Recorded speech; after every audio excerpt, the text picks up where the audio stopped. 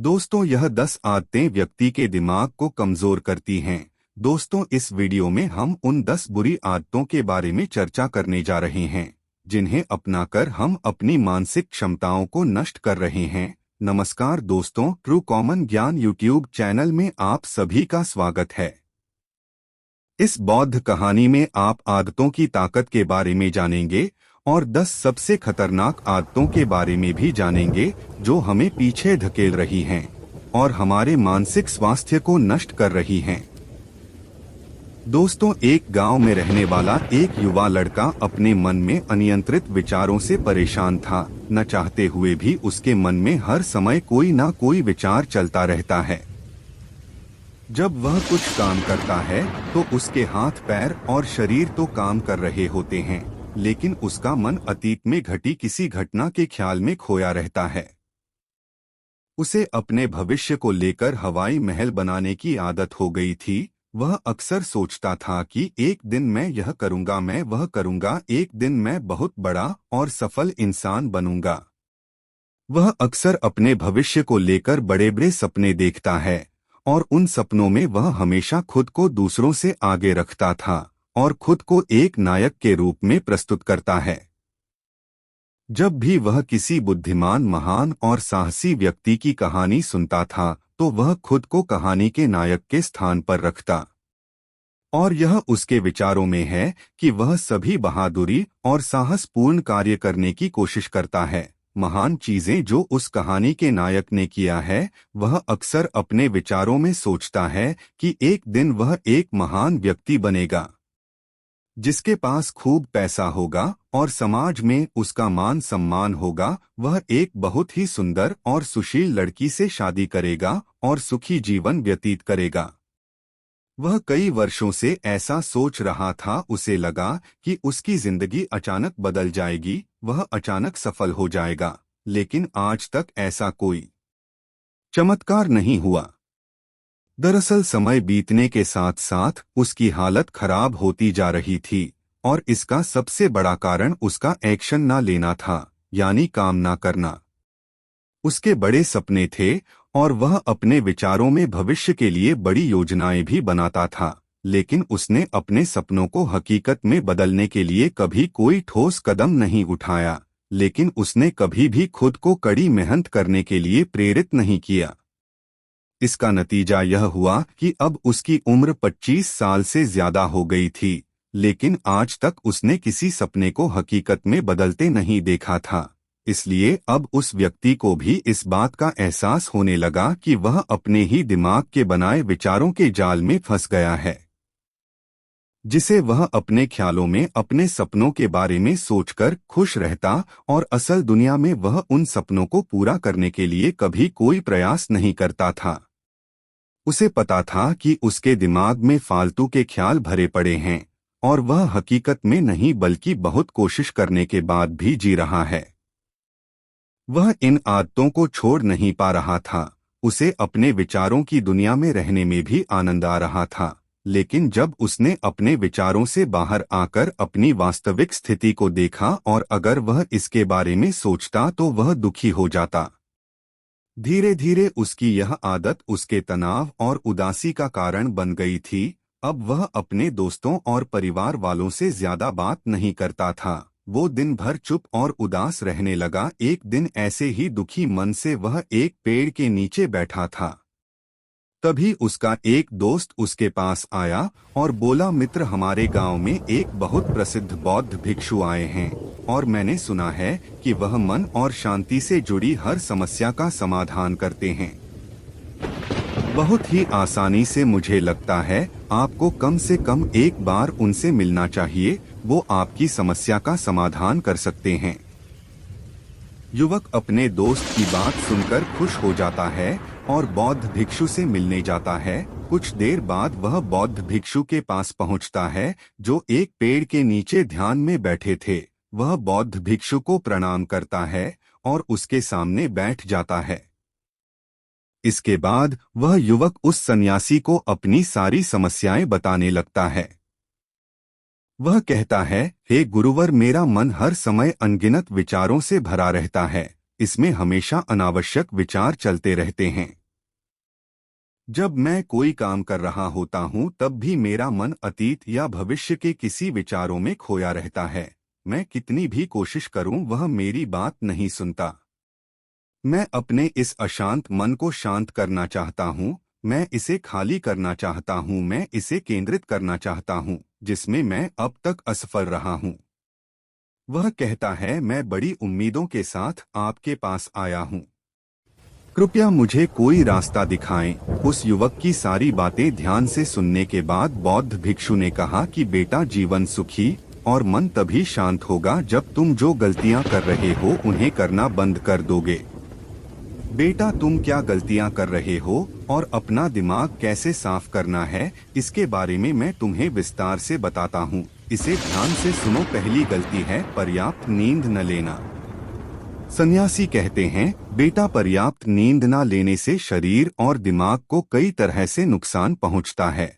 अगर आप पर्याप्त नींद नहीं लेते हैं तो आपकी याददाश्त कमजोर हो जाती है। तनाव, चिड़चिड़ापन, हर समय थकान महसूस होना और चेहरे पर चमक जैसी समस्याओं का सामना करना पड़ता है। इसके अलावा कम नींद से मस्तिष्क की समस्याओं को सुलझाने की क्षमता पर भी असर पड़ता है और मस्तिष्क को तुलनात्मक अध्ययन करने में कठिनाई होती है। इसलिए जरूरी है कि हर दिन कम से कम 5 से 6 घंटे की गहरी नींद लेनी चाहिए। नींद हमारे जीवन के लिए महत्वपूर्ण है क्योंकि यह हमारे शारीरिक और मानसिक स्वास्थ्य की रक्षा करने का एक माध्यम है। प्रतिदिन पर्याप्त गहरी नींद लेने से हमारी शारीरिक क्षमता बढ़ती है, मानसिक तनाव को कम करता है और जीवन की गुणवत्ता में सुधार करता है। नींद का हमारी दिनचर्या में बहुत महत्वपूर्ण स्थान है क्योंकि यह हमें दिन भर की थकान और तनाव से राहत दिलाता है। अगर किसी कारण से आपको पर्याप्त नींद नहीं मिल रही है तो इसका आपके शारीरिक और मानसिक स्वास्थ्य पर बुरा असर पड़ता है। आपके शरीर के स्वास्थ्य के लिहाज से नींद की कमी आपकी शारीरिक क्षमता को कम कर सकती है क्योंकि नींद के दौरान हमारे शरीर की मरम्मत सफाई हो जाती है और इसकी ऊर्जा का स्तर सुधर जाता है। लगातार नींद की कमी के कारण न केवल जीवन की गुणवत्ता खराब होती है बल्कि हमारे शरीर की प्रतिरक्षा प्रणाली भी कमजोर होने लगती है, जिससे बीमारियों का खतरा बढ़ जाता है। और मानसिक स्वास्थ्य के पहलू में पर्याप्त नींद न लेने से मानसिक तनाव बढ़ सकता है और मानसिक प्रभाव पर असर पड़ सकता है। नींद की कमी से मानसिक तनाव और चिंता बढ़ती है, जिससे आपकी दिनचर्या, निर्णय लेने की क्षमता और उत्साह पर असर पड़ सकता है। नींद की कमी के कारण बच्चों और युवाओं के शैक्षणिक कार्य पर भी असर पड़ सकता है। इससे उनकी याददाश्त और नैतिकता पर असर पड़ सकता है, जिससे उनका शैक्षणिक कार्य रुक सकता है। इसके अलावा पर्याप्त नींद न लेने से आपकी निजी जीवन शैली पर भी असर पड़ता है। नींद की कमी से आपका ध्यान, समर्पण और रिश्तों में भी समस्या आ सकती है। सन्यासी कहते हैं, हमारे शारीरिक और मानसिक स्वास्थ्य को बनाए रखने में नींद एक महत्वपूर्ण भूमिका निभाती है। हम अच्छी और गहरी नींद लेकर अपने जीवन की गुणवत्ता में सुधार कर सकते हैं और एक स्वस्थ और खुशहाल जीवन जी सकते हैं। दूसरी गलती है भोजन की मात्रा और गुणवत्ता पर ध्यान न देना। सन्यासी कहते हैं, बेटा, कभी भी कुछ भी और कितना भी खा। कुछ लोगों को अधिक मसालेदार और मीठा खाना खाने की आदत होती है। इन्हें अधिक मैदा, चीनी और तेल से बनी चीजें खाने की आदत होती है। ऐसे लोगों को लगता है कि अगर उन्होंने जीवन में भोजन सीमित कर दिया तो फिर जीवन में बचेगा ही क्या, जिंदगी में मजा क्या है, जैसे मानो मनुष्य का जन्म इस संसार में खाने के लिए ही हुआ है। कुछ लोगों को हर समय खाते रहने की आदत हो गई है। वे भूख ना होने पर भी खाते रहते हैं। जबरदस्ती कोई भी चीज पेट में डाल देना, जैसे कि वह पेट नहीं बल्कि कूड़ेदान हो। कुछ भी खाने से सिर्फ शरीर के वजन पर ही असर नहीं पड़ता है बल्कि इससे मानसिक शक्ति पर भी बुरा असर पड़ता है। मैदा, तेल, चीनी और अधिक नमक से बने खाद्य पदार्थों का सेवन करने से शरीर का वजन बढ़ता है और कई तरह की बीमारियों का जन्म होता है। जिसका हमारे विचारों और भावनाओं पर नकारात्मक प्रभाव पड़ता है, क्योंकि बीमार शरीर व्यक्ति के मन को भी बीमार बना देता है, जिसके कारण इंसान मानसिक रूप से भी बीमार पड़ने लगता है और तनाव और चिंता का शिकार हो जाता है। इसलिए व्यक्ति को भोजन की उचित मात्रा और उसकी गुणवत्ता पर विशेष ध्यान देना चाहिए। तीसरी गलती है अत्यधिक व्यस्त जिंदगी और यह सोचना कि रुकना मना है। आगे उस युवक से सन्यासी कहते हैं, बेटा कुछ लोग सोचते हैं कि जिंदगी ऐसे ही चलती रहती है।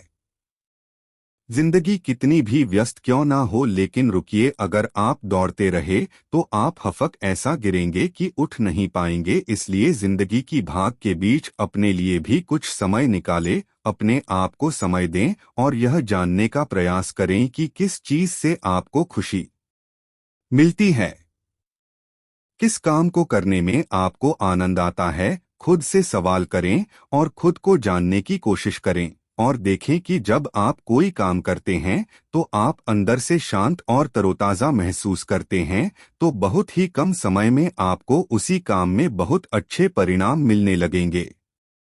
लेकिन अगर आप हर समय दौड़ते रहेंगे तो आप थक जाएंगे। आप पाएंगे कि हर काम करने में आपको ज्यादा समय लगता है, इसमें काफी ऊर्जा लगती है, फिर भी अंदर से खुशी महसूस नहीं होती है।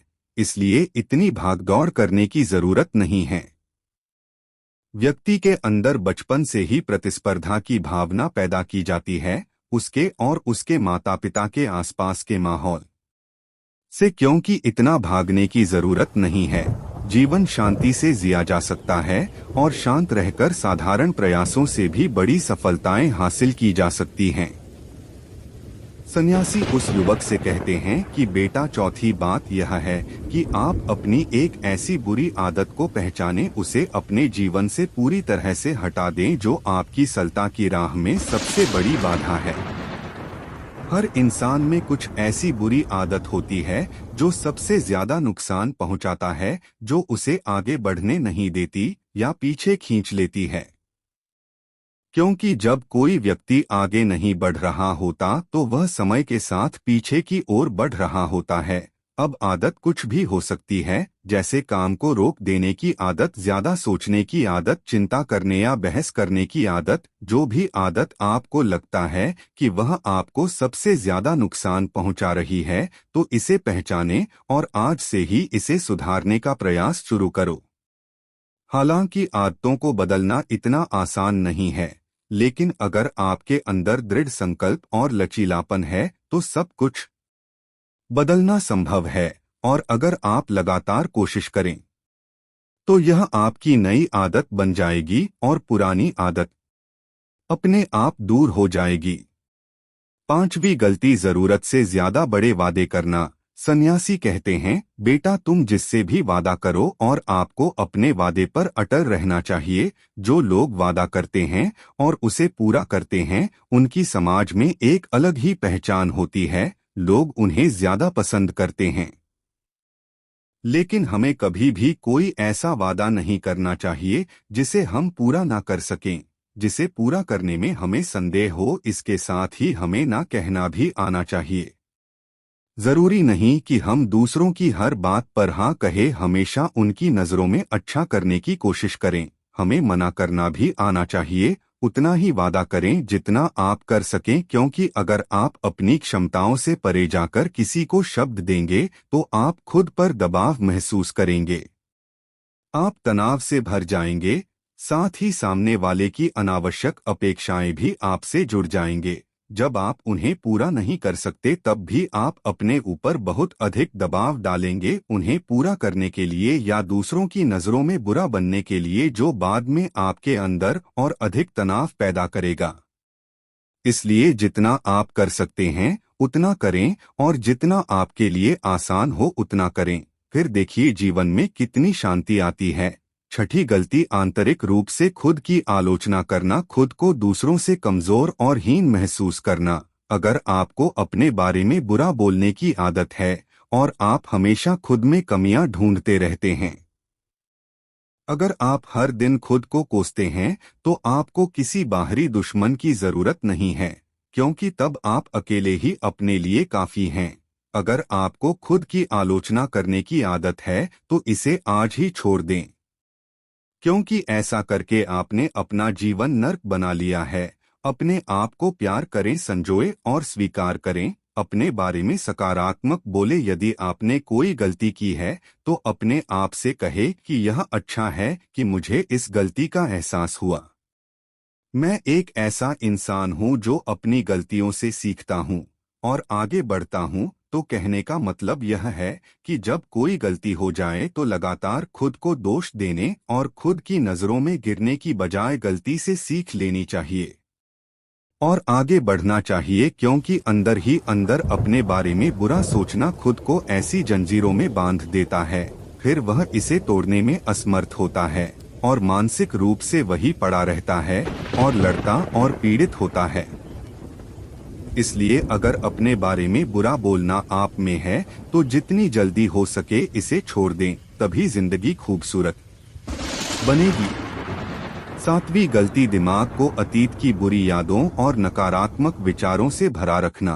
पिछले दिनों हुई किसी बुरी बात की बुरी यादें मन में संजोए हुए हैं। वर्षों पहले किसी ने कुछ बुरा कहा था, फिर भी उसकी बात मन में संजोए हुए हैं।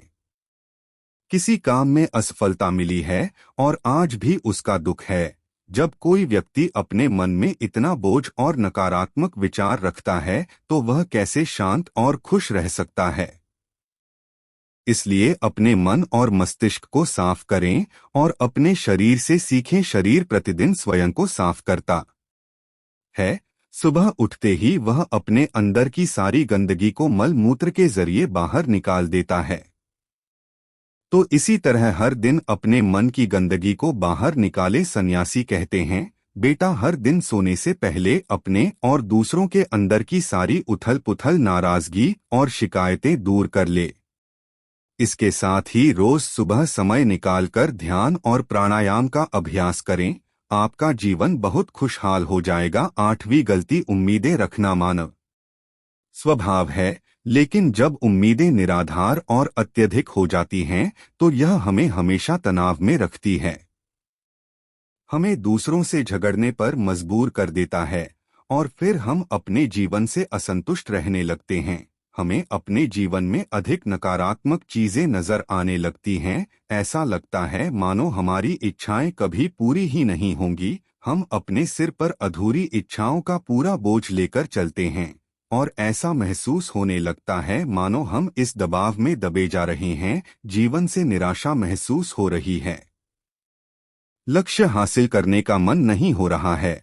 अच्छे रिश्ते बनाने का मन नहीं हो रहा है। अच्छा खाना खाने का मन नहीं करता। कहीं जाने का मन नहीं करता। हम अपने चारों ओर पूरी तरह से तनाव और उदासी का माहौल बना लेते हैं। इसलिए आवश्यकता और अनुचित अपेक्षाएं रखना बहुत गलत है। हमेशा यथार्थवादी और निष्पक्ष उम्मीदें रखें और हमेशा यह माने कि इन यथार्थवादी उम्मीदों के साथ भी कुछ उतार चढ़ाव हो सकते हैं। कभी कभी काम होते हुए भी नहीं बनते और यह सभी घटनाएं आम है। जो आज नहीं हो सका वह कल होगा, जो कल नहीं हो सका वह परसों होगा। दुनिया उम्मीद पर कायम है, लेकिन किसी भी परिस्थिति में खुद को चिंता और तनाव में ना लाएं। शांत और स्थिर रहना। नौवीं गलती, बुरे लोगों या बुरे रिश्तों से दूर ना रह पाना। अगर कोई रिश्ता है तो वह अच्छा होना चाहिए जिसमें प्यार, देखभाल और सम्मान हो, लेकिन अगर आप किसी स्वार्थी और धूर्त व्यक्ति के साथ रिश्ते में हैं जो आपके लिए रोजमर्रा का सिर दर्द है, रिश्ते में गुस्सा और मनाना जारी रहता है। आपको खुद पर बहुत जोर देना पड़ता है।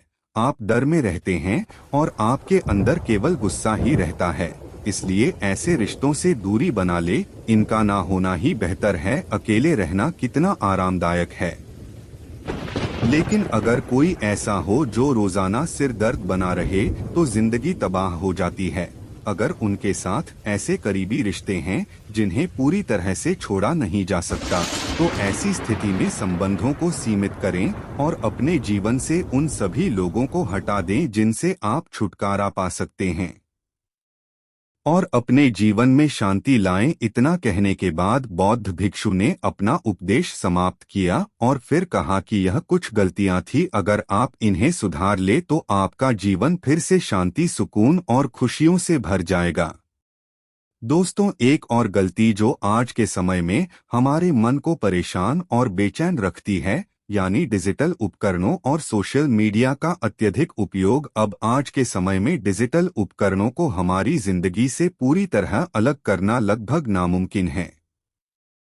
मुझे उम्मीद है कि आपको यह कहानी पसंद आई होगी और आपको इससे काफी कुछ सीखने को मिला होगा। कहानी के बारे में अपने विचार आप हमें नीचे कमेंट बॉक्स में कमेंट करके बता सकते हैं।